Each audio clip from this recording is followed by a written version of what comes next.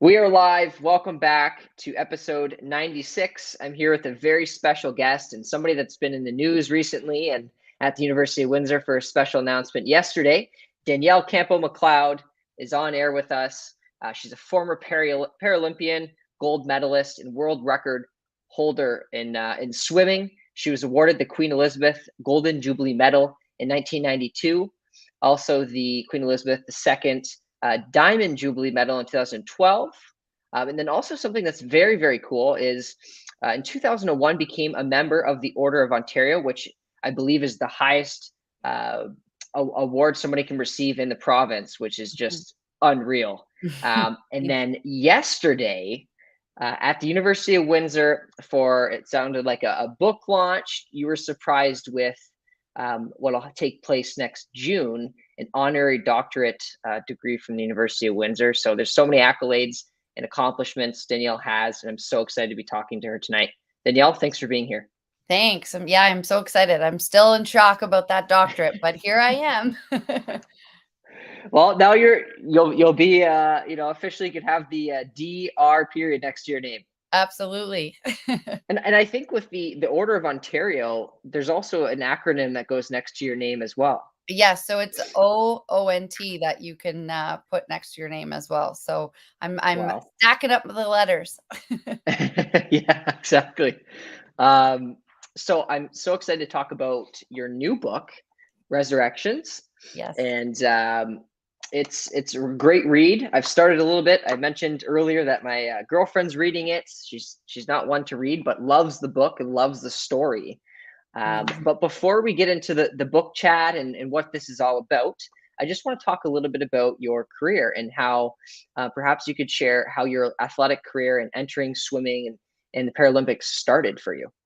Yeah, for sure. So, for me, I was diagnosed at the age of 2 with a neuromuscular disorder. So right away, my parents knew that there were going to be weaker muscles. And so my mom and dad, who both don't swim, put me in the water, and that's where I would do my physiotherapy. As time went on and I continued to get older, swimming was really one of the only things that I could do the same as the other kids my age. So Hmm. we moved to Tecumseh. There was a local swim team in Lacoste Park, just a summer fun swim team. And I was able to walk with my mom and dad to the pool, and I joined the swim team, and they kind of traveled around to other little local pools, and that's where I got the bug for swimming, and where I was like, oh, I definitely love this and want to see where it can go. And what was the first arena or complex that you started swimming at again? So it was actually Beach Grove was like my very Oh, first okay. local, yeah. And I remember like that pool because I love French fries, and they had the best French fries at Beach Grove. And so I still remember that was always like the best one to go to in the summertime. But yeah, so from little local swimming pools, it grew and grew, obviously. Wow, that's and now we have, the International Aquatic Center in Windsor. Have you been able to use that since? I have. I've been able to swim in that pool. What a gorgeous pool. Just recently being at the Lancer Toldo Center and getting to see the new pool that's there. I Yeah. mean, my goodness, the University of Windsor has gone. It's just an incredible facility. And so I'm just so happy for our upcoming swimmers and, our university athletes and anybody that loves the sport, that we just have so many options around the city now with, we have the Atlas Tube Center out in Bell River. And so there's so many options of great pools to get people involved in swimming. And that really makes me excited to see, we have some pretty amazing local talent that's come out of some, not the best facilities at times. But Mhm. now we have the facilities to just push forward those swimmers. So it's really exciting to see where it's going to go. And aside from being swimming, just being a sport that you were able to be involved with when you're younger, what else about it do you really enjoy? For me, even still to this day, when I'm on land and you have a physical disability, there's a lot of things that you can't do. There's a lot of things that you have to find your own way to do. And though I don't let those things stop me, they Hmm. really do put boundaries around what I can do or constantly having to think about, how am I going to get up those stairs or what am I going to do? When I'm in the water, it is freedom. There's nothing I can't do. I can play with my kids exactly the way any other mom plays with their kids. But for me, my favorite part is when you dive into that water and you just kind of feel everything just being left on land. And now having 5 kids, it's nice to leave it on land and dive in, and it's quiet. And yeah, and you just get to have that freedom of pushing your body as hard as you want or as easy as you want, and there's really no limits in the water. Are there any up and coming swimmers in your family of five? Oh my gosh, I am trying so hard. Nobody is showing any interest right now. Morgan, who's only 16 months old, I would say loves the water the most at this point. So they all swim in the summertime and they all love the water. But yeah, they all say soccer, and I'm like, or swimming. But I'm trying not to be that forceful Too parent. pushy. Yeah, Yeah, not yeah, yet. Now, you did mention the diagnosis you received quite young, and there's been, recently in the past year or two, there's been other challenges in your lives and obstacles that you've had to to overcome. Mhm. How were you able to persevere during some of the toughest moments in your life, and really that some people are faced with in this area? It's just it's amazing to see that comeback. Oh, well, thanks. Yeah, I mean, I chalk it up to all of the experiences I've had from, being Hmm. a really little kid with growing up and learning what this body could and couldn't do and how to push it to set those goals and achieve those goals. And then I mean, for me, I needed to be back with my family. I just needed to change that mindset of I'm not going to survive or I'm not going to make it. And it is, I will go home. I will sit up again. I will walk again. I will get back to my husband and my children. Um, and my incredible support system for sure. And Hmm. not just from family and friends, but from our entire community. I'm so grateful to have so many different networks from this community that, complete strangers lighting candles and telling me, you can do it. And we believe in you. We know you're going to come home, and we want you to keep on pushing through. So for me, it was a great battle for my mental health as well as physical, getting back to, you don't go in and expect to wake up on life support after you have a baby. So I knew I had to, do a lot of work and really set those little steps. I am a huge believer in we can have an end goal, but we've got to set those small goals to get to that end result, and really focusing on what can I do? What are the facts and what can I do? And moving forward with that. Yeah, I can't imagine, like, especially being in the hospital. It must be tough to just flip that switch and just be positive. Like I haven't been in that situation, and I don't know how I'd be able to flip that switch. Yeah, it was difficult. I mean, there's times where I wasn't a bag of sunshine every morning, or my poor family, my mom and dad and my husband had to endure the worst. Apparently, I didn't wake up very nice at first. So that survival mode was like, I need water, and I needed it right then. And but also just being able to be okay with needing to ask for help.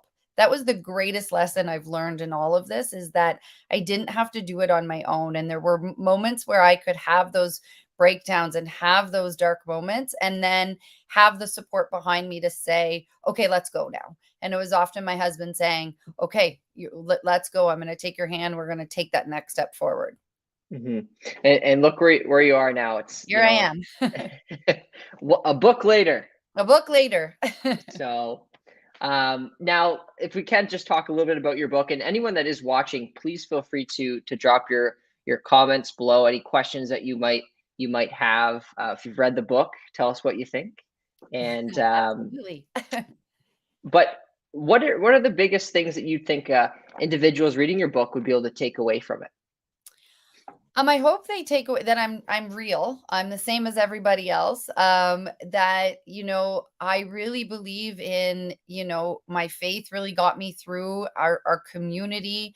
I'm reaching out, and the importance of connection and connecting with people and family and helping you, get through everything that's going on. So really, I hope that they laugh. I've had a lot of struggles in my life, but I've had a lot of great moments too. So really for me, it's important that we learn to celebrate, right? We often we deal with the bad, and then when the good comes, we kind of put it in a little box and we forget to blow it up and celebrate the good so that you have those emotions and those feelings when the struggles come. So I hope people just enjoy it, take a break from the craziness of what's going on around us right now and enjoy the story, and know how healing it was for me to be able to do this. But also, it's my thank you letter to the community and to all the support. So if you're reading the book, if you're holding the book, you've connected and you've become a part of my support network. And do you have a favorite chapter? Looks there's a bunch of chapters in here. Is there a favorite that comes to mind? Ooh, that's a good one. I love all of them. I think Awakening would probably be my favorite chapter right now. And then probably the one I'm most proud of is and where we get a lot of laughs is Like Mother Like Son. So when you can get in there, it's a difficult chapter, but it also has probably one of my most embarrassing things in there. So it's in there, and so it's got to be down as one of my favorite. Well, I appreciate the openness, and that chapter is on page 130. So Yes. don't skip it Yeah. if you're reading the book. And you know what? The best part of this book, there's a couple pictures in here.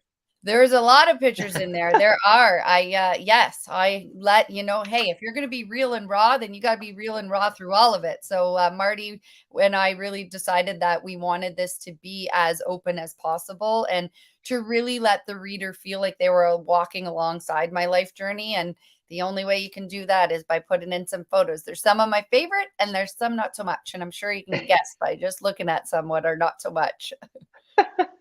And no, just knowing Marty Beneteau as well. Can you share what the book writing process was like? Did you enjoy it? What was that all about? It was incredible. I don't think I could have, well, I know I couldn't have done this with anyone else. We protected our Thursdays, and they became, Thursdays with Marty. I have an amazing dad. I have an incredible father-in-law, and I never knew I needed another figure like that. And Marty quickly became a friend and a mentor and like another father figure in my life. And this really was so healing for me, getting to talk about the story and share the story, and then just really move through it with him. And he just held space for me. He let me feel the emotions that I needed to feel, and he knew when it was enough, and he knew when he could push a little bit further. So it was a great process. I'm really, really happy with the whole process and how it turned out. And you must be so much closer to Marty now after writing together. Yeah, I'm sure he rolls his eyes when he sees my name come up on his phone at this point. But our like joke right now is like, okay, well, we'll talk 7 more times before the end of the day. So yeah, and he's always doing something really cool, and I'm always like, I gotta go change a diaper. So yeah. Ah. And how long did it take? So the whole process took us about 9 months from when we started Mhm. our journey and meeting together. I unfortunately ended up back in the hospital quite a few times throughout this process, so it delayed us a little bit at Yeah. that time and going through that. So it was a good solid 9 months of just kind of meeting and figuring out. It's my life story, but my life is going on. So we were trying to figure out, like, when do you end this and when do you stop? So we just kind of, when we felt like we had a complete story, we stopped and hit the edit and sent it to publish. So And now it's in, I believe, Indigo as of this week. it is. So it is available Wow. now. It's on my website, which is daniellecampo.com. It's available in both Indigos at Devonshire and in Tecumseh. And it's also available on Amazon. So we're really excited. And of course, it's available in our local bookstores as well, which is even more exciting. Yes, yes. And there's book signings that you have coming up, I believe, as well. Yes, so I will be out in Amherstburg this Sunday from Woo! from 1 to 3. So we're really excited. Marty and I will be there together. A lot of people have been asking if they can get the book signed before Christmas, as they're giving this out for Christmas gifts. So we'll be there together. And then if you don't get it out signed before Christmas, on January 29th, I'll be at Give and Go Sports Education is teaming up with Canadian Mental Health. They're doing an incredible sports seminar, and that'll be at St. Clair College. So that's from 2 to 4. So you can get tickets for that at the Canadian Mental Health Association. And then before that, on January 4th, at my birthday, I will be at the Spitfire game. So Marty and I will be together signing books there. So we're really excited, and we'll have all of that up on social media so people can follow. And we just hope people come out and if you want to get a new book or get your book signed, and just come and connect. We love hearing the different pieces of the book that people are picking up, things that I would have never thought somebody, would find from the book and comment. So it's really fun Mhm. to see the different things that people are grabbing out of the book. And what are those things that you've been hearing so far that's, I guess, surprising you? Yeah, so my grandpa was big on counting hawks whenever we drove down the 401. So a couple people have said to me, I love that now I'm noticing hawks all over. Everywhere I look, I see hawks. So that's felt so good because his spirit is alive. Mhm. A lot of people are like, I cannot believe how much humor and how much craziness you've gone through. So pulling out that.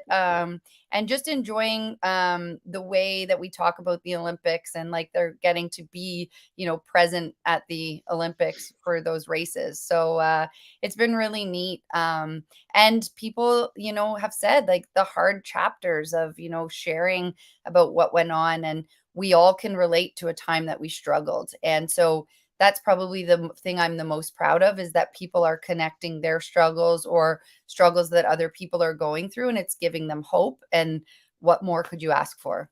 Mhm. No, exactly. And one question I forgot to ask, what inspired you to write a book? So I knew that I wanted to write down my story for my kids. I knew that Mhm. you couldn't just look back on this in 5 years or 10 years, or and I also knew I really wanted to do something to give back to our community. Because how do you say thank you to a community that is literally lit their candles and helped keep you alive, right? Yeah. And we are Windsor Essex County. Like from all over, I was getting messages and seeing pictures of candles. And so everyone would say three things to me. I prayed for you. We're so happy you're better, and you should write a book. And so I thought, well, I better take up that, right?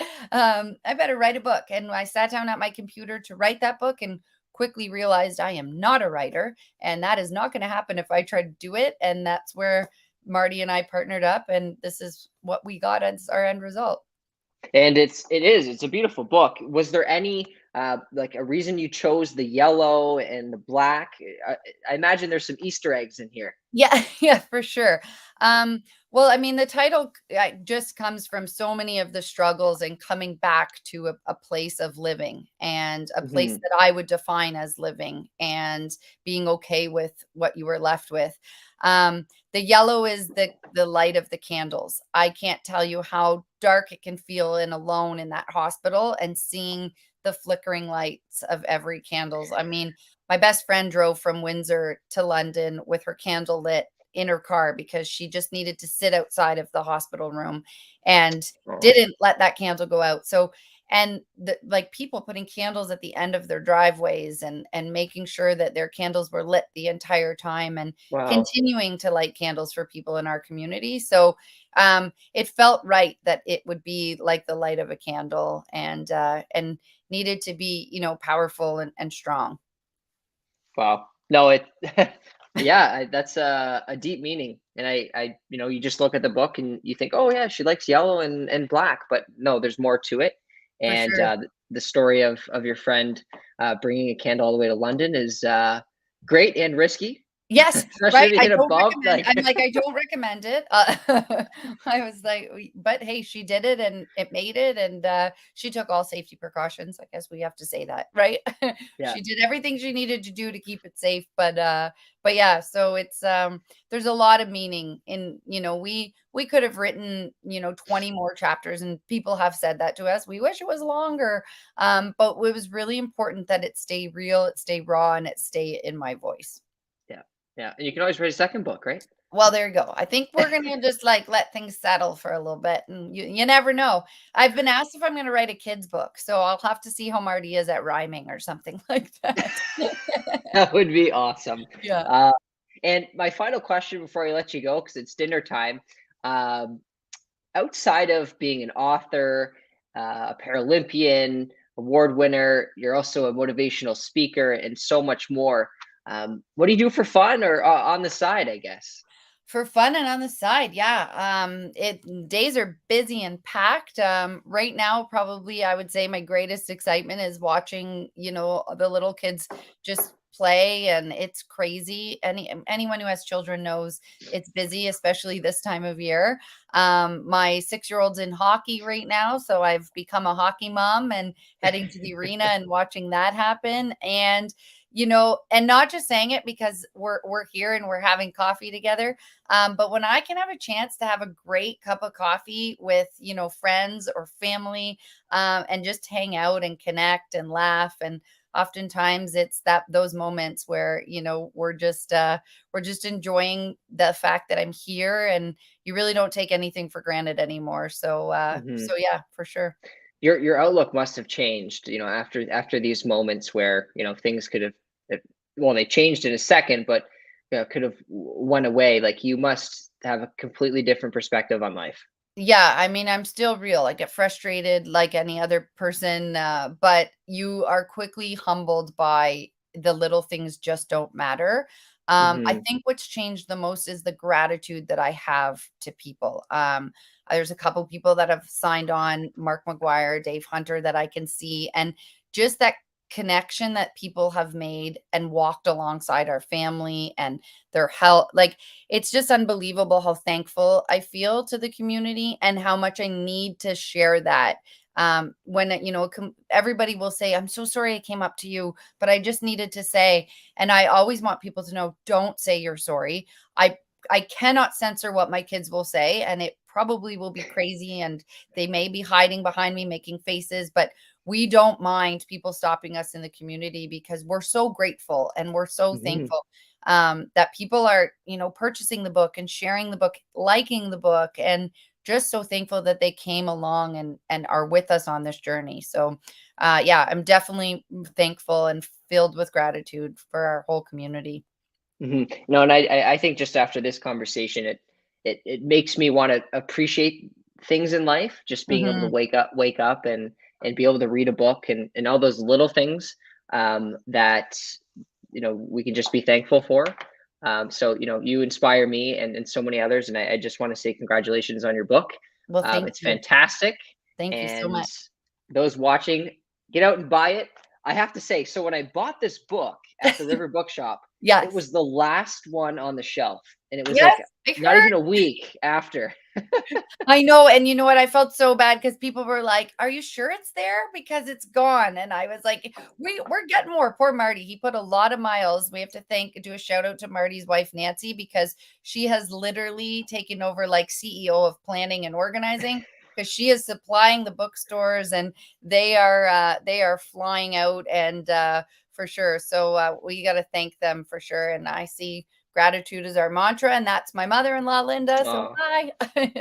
And but yeah, so thank you for you guys and all of your support. My goodness, the bookshop has been amazing, and just we're excited that we get to come on Sunday and sign some books and meet some people. yes. Well, I won't be there, but those that can make it, go check it out. Get your book signed. Buy a book. It's really everywhere, so there's no excuse. Yeah. And it's a great Christmas gift. And you probably didn't expect, Danielle, that you would be wrapped up in a box and given to people. Yeah, no, I definitely did not expect that. Yeah, it's pretty funny when people say that to me, like, we want to give it for a gift. And I'm like, oh, I hope there's not a lot of people around the city doing that. You know, when you open that gift that you're like, what is in this box?